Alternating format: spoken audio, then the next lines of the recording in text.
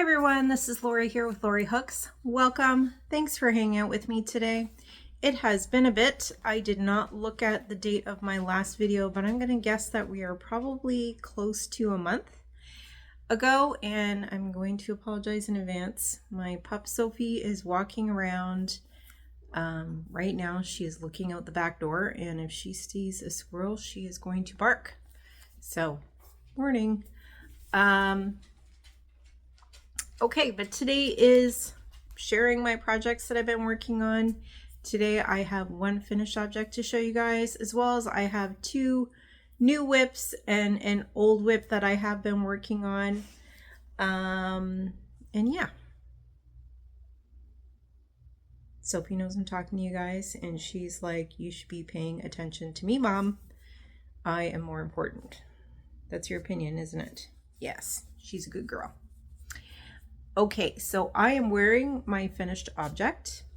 This pattern is by MJ's Off the Hook, and it is the V-Stitch Summer Cardigan.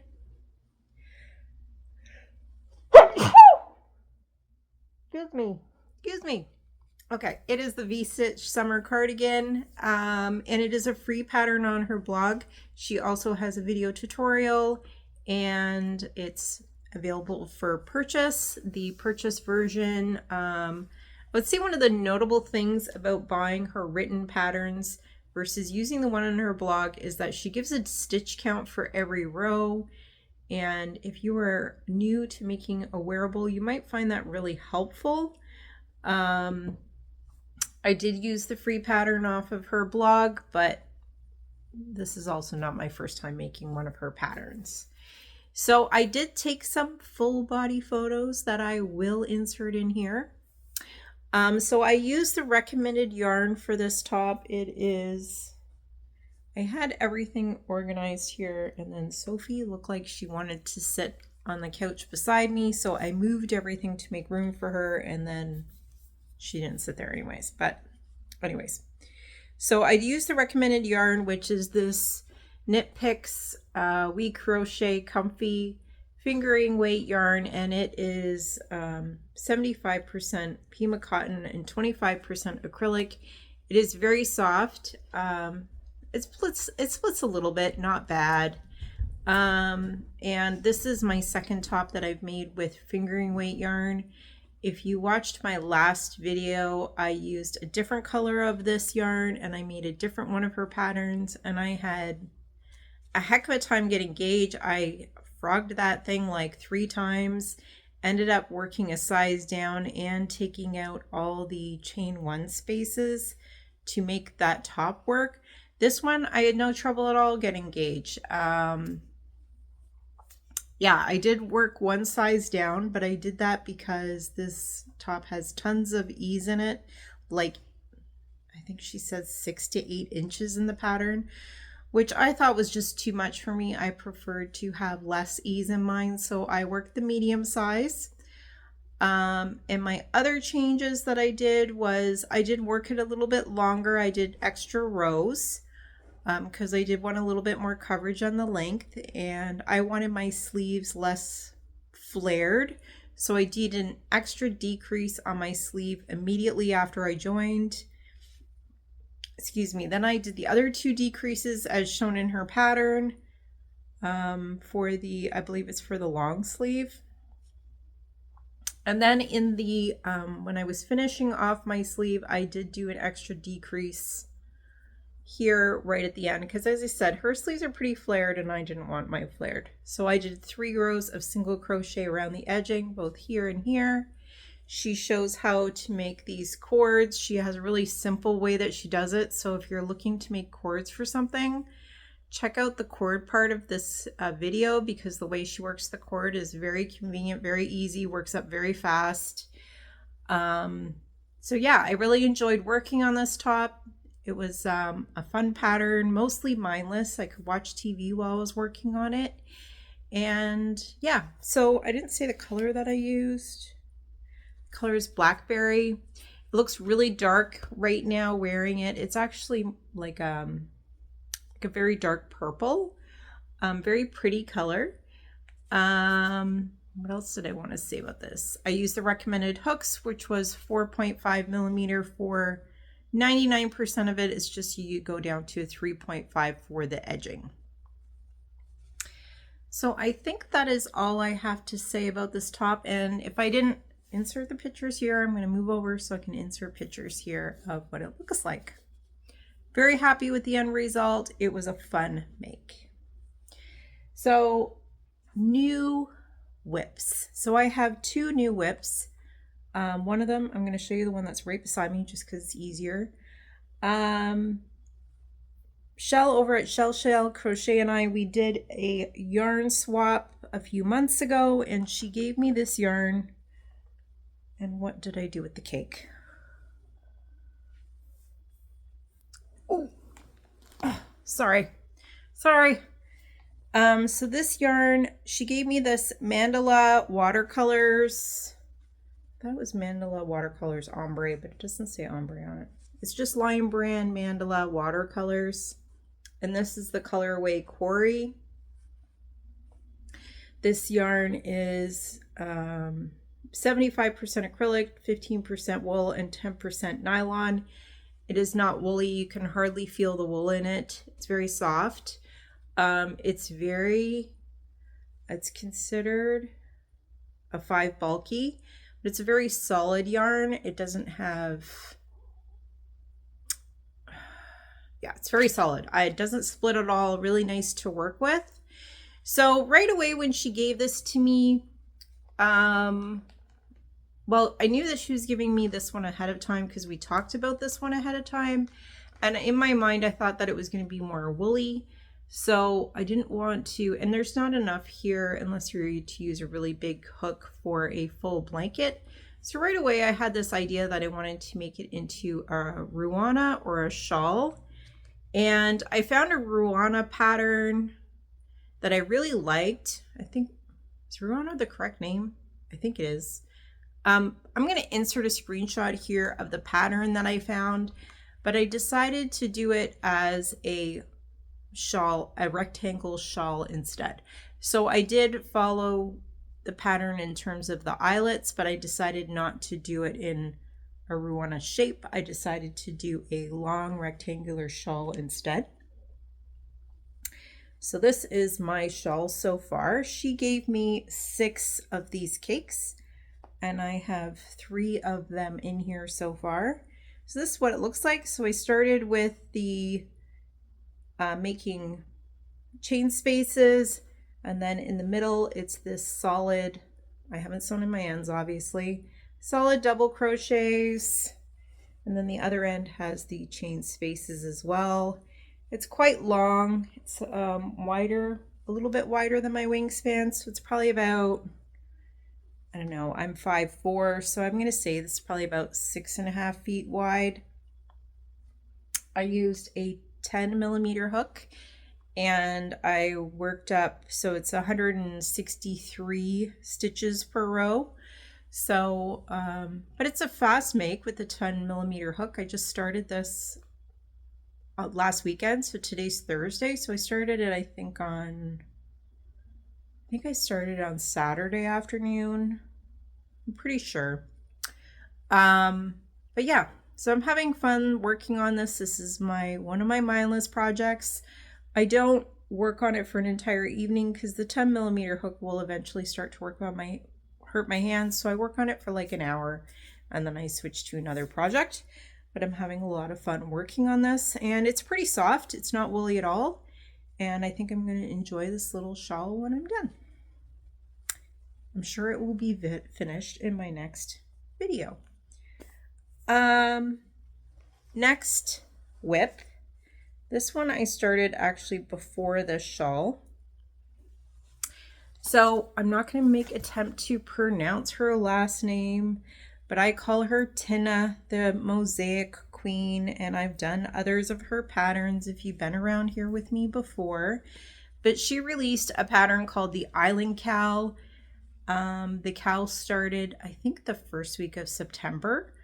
And when she released it, I thought, oh, I have yarn in my stash that I can use for this. And my yarn stash. I keep it in the basement. So I went down and I looked through my stash, and I had lots of white, and I wanted to do it with blue. I had lots of variants of blue. The issue that I had with the white was that it was like an off-white, which is perfect, but I had 3 skeins of one lot number, and I had 3 skeins of another lot number, and they were clearly very different colors.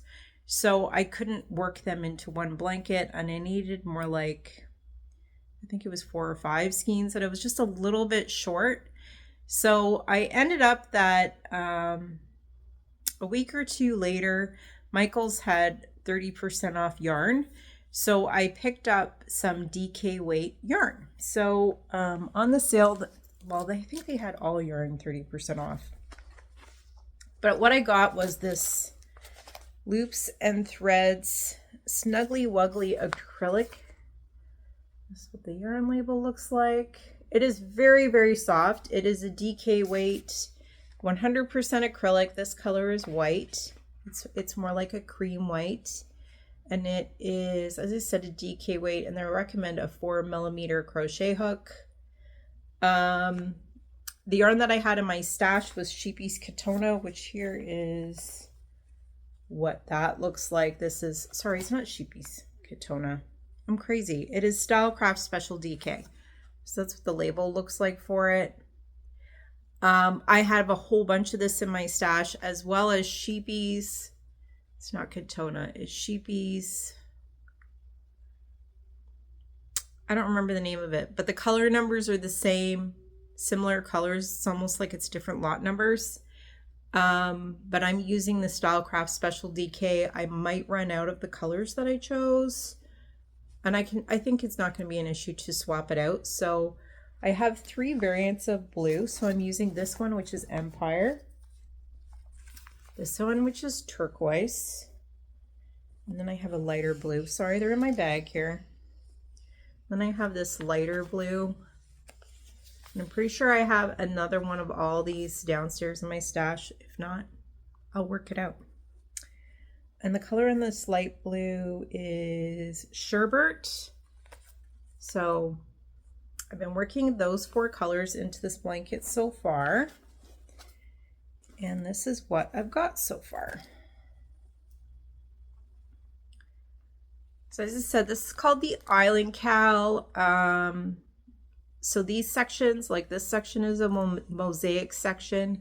And then she has some other sections using the linen stitch. This is the single linen stitch. And then she's got another section of mosaic right at the bottom. But that's my blanket so far. I'll insert a screenshot here of her blanket from her pattern. I am working the medium size because I don't want to have to think about this too much. I'm doing it in the order as recommended in her medium pattern. This pattern is paid pattern. You can purchase it on Ravelry. I will link that in the description box below. She also has tutorials for all this. Tina's patterns, her tutorials are very interesting. She gets a little rambly while she's crocheting along. I like watching her tutorials. She probably is not for everyone, but I do enjoy watching her tutorials, and I find her entertaining. And I think that her patterns are beautiful. So this is being worked up in a 4.5mm hook, and I am enjoying working on it so far. So yeah, so that is whip number 2. Whip number 3 is an old whip. It's been around for months.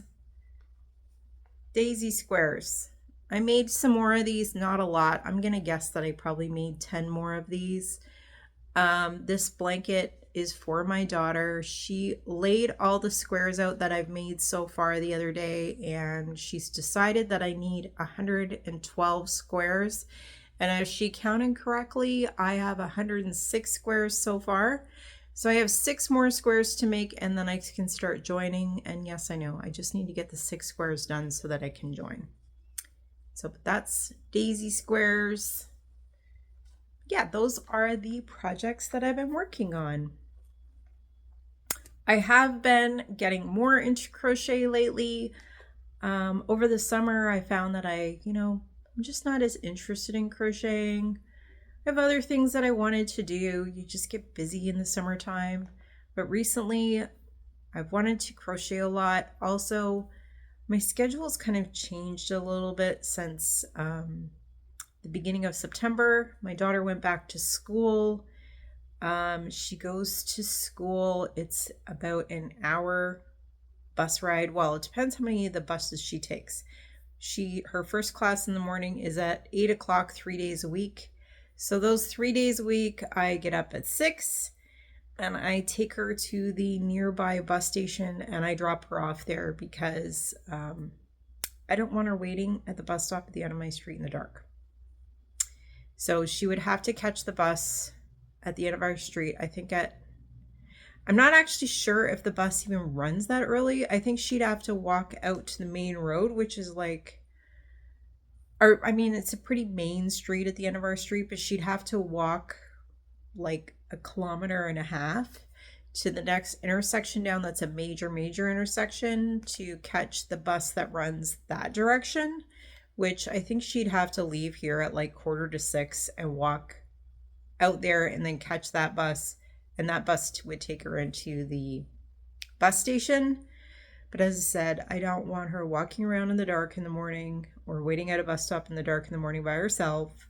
So I drive her to the bus station and there's lots of people at the bus station. It's still dark out, but there's lots of people there, so I'm not worried about it. And she catches the bus at about 6:25. So it's been an early start for me every day since she started school, which I normally don't get up till like 7:30, 8 o'clock. So for work, because I work from home. So it's been an early days, 3 days a week since then. So it gives me an extra like 1.5 hours of crochet time in the morning and to just veg out and drink my coffee. So sort of been enjoying some of those days getting up. Some of the other days it was just too early and felt like I just needed to have a nap when I came back home. But that is my new schedule change. And as I said, getting more into crochet, it's still been very summery here. Not just the last day, it probably hasn't. It's quite chilly in here this morning. It's usually about 23 Celsius in the morning in our house. This morning it's 20. It's a little chillier than it was just the last, I think, day or two. But it's been getting cooler at night. We had some beautiful days though, and our leaves are just starting to change. So fall is coming. It's coming slowly, and I'm not complaining that it's coming slowly. I do like fall, but once you get too crisp and too cold, it's not what I enjoy. I prefer warmer weather, not super warm, but I do prefer a little bit warmer than most people do. So that's just me. But what have you guys been working on? Are you getting into fall mode? Are you making fall projects? I'm not making any fall specific things. I've been more just working on warmer items. I was struggling to finish this top actually because it just felt too summery and I didn't think that I was going to get a chance to wear it. I don't know, I might. I have somewhere that I'm going, I think it's in a week or two. I'll see what it's like that day, whether or not I can wear it to the thing that I'm going to. It's indoors, so even if it's cool, it'll probably be fine, but we'll see. Excuse me. But that's what I've been up to. So as I said, I'm interested in hearing what you guys were working on, if you have some interesting projects. Have you ever worked on any of Tina's mosaic patterns? Yeah. But I think that is it for me, guys. So thanks for hanging out with me today. Thanks for subscribing to my channel. Thanks for liking and sharing my videos. And I will see you next time on Lori Hooks. Bye, everyone.